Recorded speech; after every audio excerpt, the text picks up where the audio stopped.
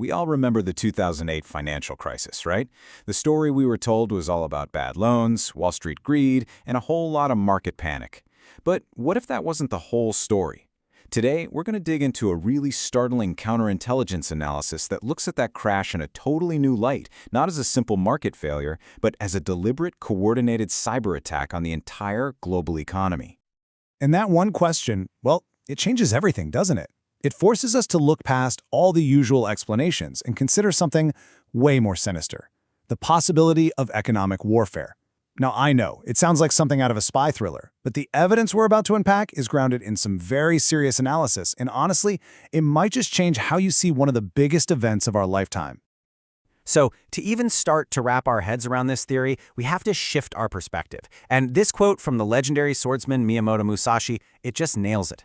In modern warfare, just like in ancient sword fighting, the real battle isn't always what's happening right in front of your face. It's about seeing the hidden strategy, that bigger picture that everyone else is missing.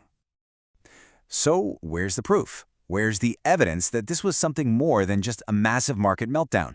Well, you might be surprised to learn that this theory doesn't come from some conspiracy chat room. It actually comes directly from a report commissioned by the U.S. Pentagon. That's right.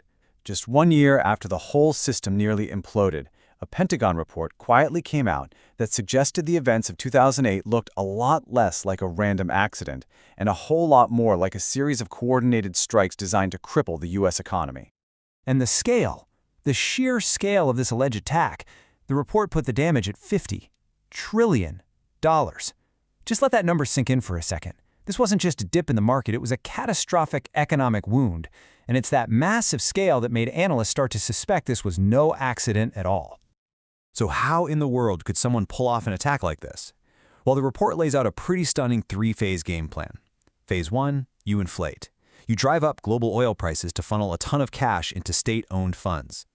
Phase 2, you attack. You use that cash to launch what are called bear raids, basically targeted hits using rumors and massive trades to deliberately crash the stock prices of key firms like Bear Stearns and Lehman Brothers. And then Phase 3, you exploit.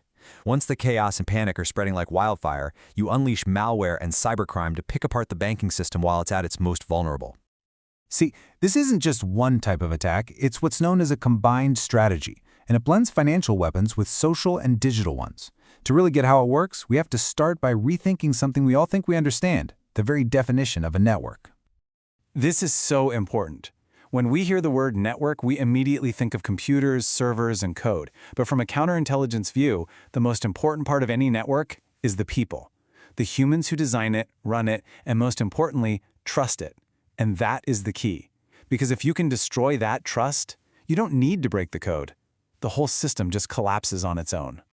And of course, the classic cyber warfare tools are definitely part of the arsenal. We've all heard of these, right? Denial of service attacks, viruses, all that stuff. But in a combined strategy, these technical tools, they're not really the main event. They're just one piece of a much, much bigger and more insidious puzzle. And this right here, this illustrates the other side of that coin perfectly. An attacker can use crowdsourcing not for creating cool new things, but for pure destruction. You can think of it as weaponized panic. You spread rumors, you spread disinformation. It's the financial equivalent of shouting fire in a crowded theater. You can trigger a stampede that does all the dirty work for you. It's an incredibly powerful influence operation that turns the public into your unwitting accomplice. It's just like Sun Tzu wrote centuries ago. The ultimate strategy is to attack the enemy's plans, their alliances. And that's exactly what a combined attack does. It goes after the trust that holds the entire system together, making it fall apart from the inside out. But this isn't just theory. So let's take a look at how this plays out in the real world. The source material gives us two really powerful case studies that show exactly how these social and technical attacks can be woven together to create some truly devastating effects. First, check out the 2007 cyber attack on Estonia. It didn't start with a line of code. It started with a real-world political event, moving a controversial Soviet-era statue. That was the spark. Almost immediately, Russian-language forums exploded, crowdsourcing calls for cyber protests. And then, the digital wave hit. First, news sites were knocked offline. Then, the attacks got bigger, hitting government and banking networks and basically bringing an entire digitally advanced nation to a grinding halt. Okay, so now let's apply that same playbook to the 2008 crisis. The report claims there was a two-pronged attack on the U.S. financial system, and you can see it laid out right here. At the micro level, on that top row, you've got Russian criminal groups using familiar stuff like viruses to steal from individual accounts. Kind of death by a thousand cuts. But the real bombshell is on the macro level, that bottom row. The report suggests a state-level strategy where Russia and China coordinated to dump huge amounts of shares in firms like Fannie Mae and Freddie Mac with the goal of triggering their collapse. Two totally different attacks, but both aimed at one combined goal: total chaos. So, why is this decade-old theory so incredibly important today? Because this wasn't some one-off event. This is the future of conflict. And the new battlefield? It's our critical infrastructure. And the data? Well, the data really backs this up. A major study asked executives who run our critical infrastructure about this, and the situation is pretty dire. I mean, look at these numbers. The vast majority said they were facing serious attacks. To be specific, 80% got hit with massive denial of service attacks, and a whopping 85% had their networks infiltrated. For these guys, this isn't a rare threat, it's the new normal. So why are we so bad at stopping these things? The analysis points to 4 huge blind spots. First, our defenses are fragmented. We're busy fixing one little problem at a time. Second, the tech is just moving way faster than our security habits.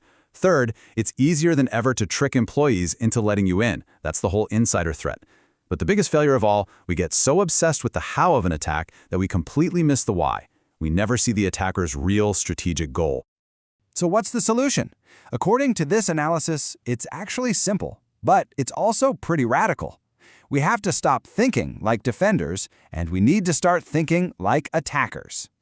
And this slide just lays out the difference perfectly. On one side, you have traditional defense. It's reactive. It's like patching a wall after it's already been knocked down. But the counterintelligence mindset is proactive. It doesn't just build a taller, static wall. It analyzes the attacker's entire strategy so it can design a dynamic, adaptable defense, one that can actually anticipate and outmaneuver the next move. It's about being just as strategic as your enemy. And so, that brings us right back to where we started. In an age of these combined, multi-front attacks, the real question is this: is our greatest vulnerability our firewalls, or is it our entire way of thinking? This analysis makes a pretty compelling case that the most important upgrade we need isn't to our software, it's to our own perspective. Thanks for joining me for this explainer.